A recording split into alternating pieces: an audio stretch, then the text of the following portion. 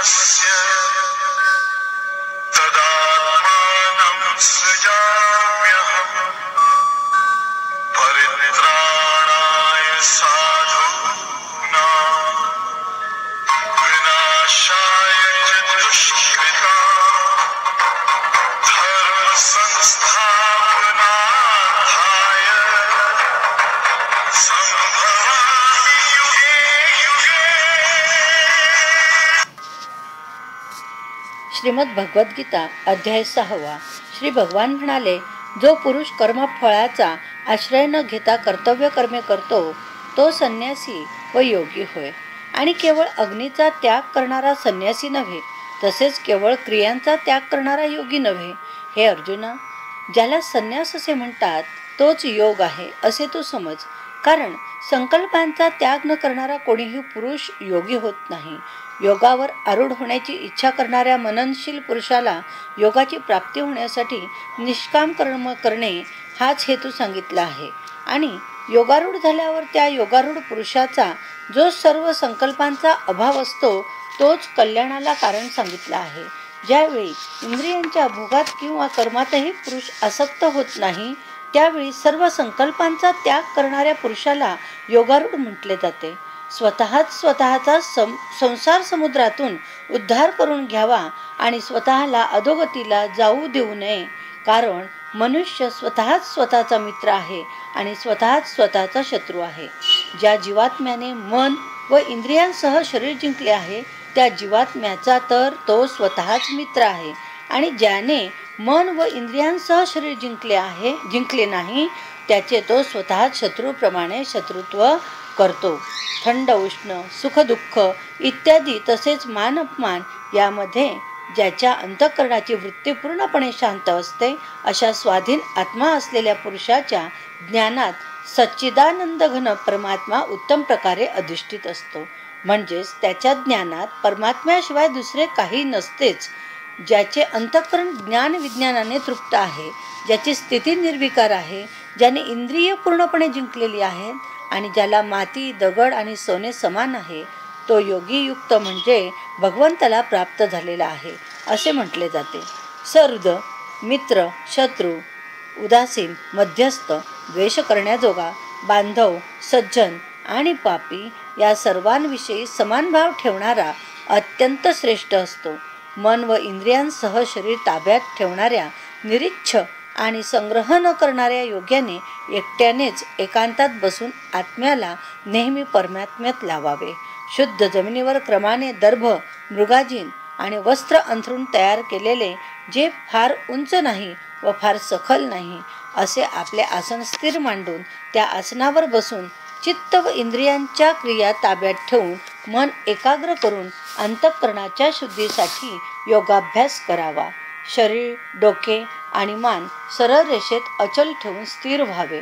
आपल्या नाकाच्या शेंड्यावर दृष्टी ठेवून अन्य दिशांकडे न पाहता ब्रह्मचर्य व्रतात राहणाऱ्या, निर्भय तसेच अत्यंत शांत अंतःकरण असणाऱ्या सावध योग्याने मन आवरून चित्त माझ्या ठिकाणी लावून माझ्या आश्रयाने राहावे. मन ताब्यात ठेवलेला योगी अशा प्रकारे आत्म्याला नेहमी मज परमेश्वराच्या स्वरूपाच्या ठिकाणी लावून माझ्यात असणारी परमानंदाची पराकाष्ठा अशी शांती मिळवतो. हे अर्जुना, हा योग फार खाणाऱ्याला, अजिबात न खाणाऱ्याला, फार झोपाळूला तसेच नेहमी जागरण करणाऱ्यालाही साध्य होत नाही.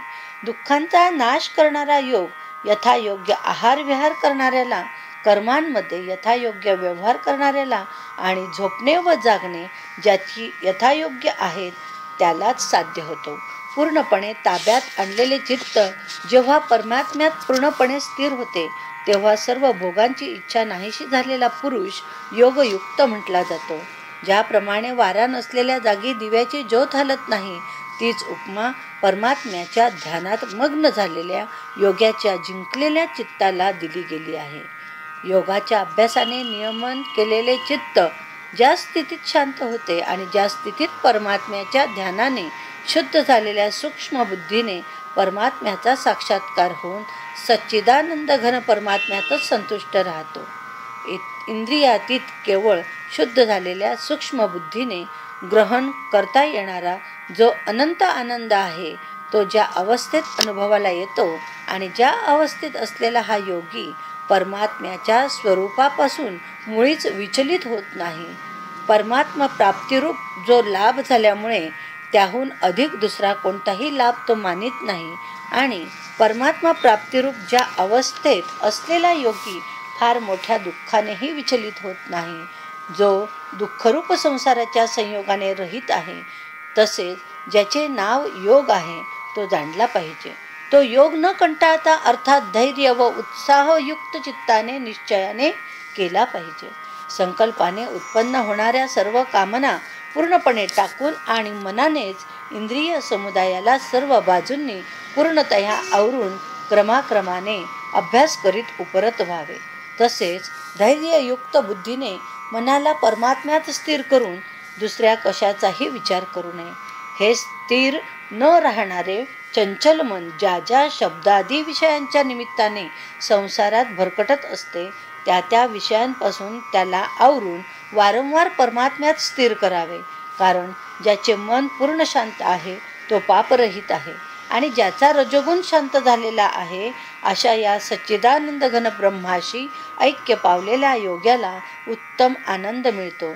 तो निष्पाप योगी अशा प्रकारे सतत आत्म्याला परमात्म्याशी जोडून सहजपणे परब्रह्म परमात्म्याच्या प्राप्तीच्या अपार आनंदाचा अनुभव घेतो. ज्याचा आत्मा सर्वव्यापी अनंत चैतन्यात ऐक्य स्थितीरूप योगाने युक्त असून तो सर्वांना समभावाने पाहणारा आहे असा योगी आत्मा सर्व प्राणीमात्रात स्थित व सर्व प्राणीमात्र आत्म्यात कल्पिलेले पाहतो. जो पुरुष सर्व प्राण्यात सर्वांचा आत्मा असलेल्या मला वासुदेवालाच व्यापक असलेला पाहतो आणि सर्व प्राण्यांना मज वासुदेवात पाहतो त्याला मी अदृश्य असत नाही आणि मला तो अदृश्य असत नाही. जो पुरुष ऐक्यभावाला प्राप्त होऊन सर्व प्राणीमात्रात आत्मरूपाने असलेल्या मला सच्चिदानंद घन वासुदेवाला भजतो तो योगी सर्व प्रकारचे व्यवहार करत असला तरी त्याचे सर्व व्यवहार माझ्यातच होत असतात.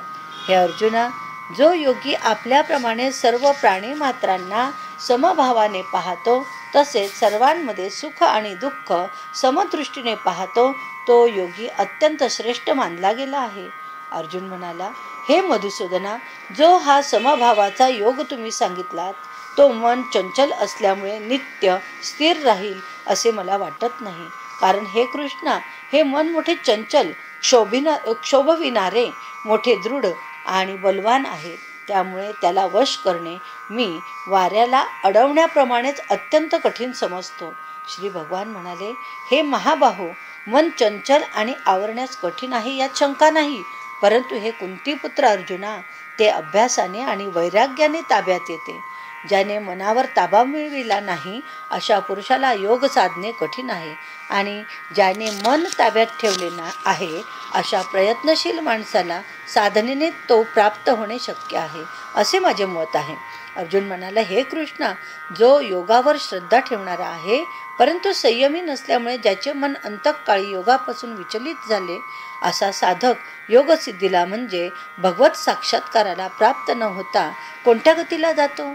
हे महाबाहो, भगवत प्राप्तीच्या मार्गात मोहित झालेला व आश्रयरहित असलेला पुरुष छिन्न विछिन्न ढगाप्रमाणे दोन्हीकडून भ्रष्ट होऊन नाश तर नाही ना पावत. हे श्रीकृष्णा, हा माझा संशय तुम्हीच पूर्णपणे नाहीसा करू शकाल. कारण तुमच्याशिवाय दुसरा हा संशय दूर करणारा मिळण्याचा संभव नाही. श्री भगवान म्हणाले, हे पार्था, त्या पुरुषाचा इहलोकातही नाश नाही व परलोकातही नाश नाही.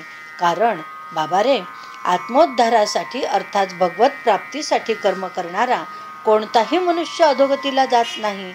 योगभ्रष्ट पुरुष पुण्यवानांना मिळणाऱ्या लोकांना अर्थात स्वर्गादी उत्तम लोकांना जाऊन तेथे पुष्कळ वर्षे राहून नंतर शुद्ध आचरण करणाऱ्या श्रीमंतांच्या घरात जन्म घेतो.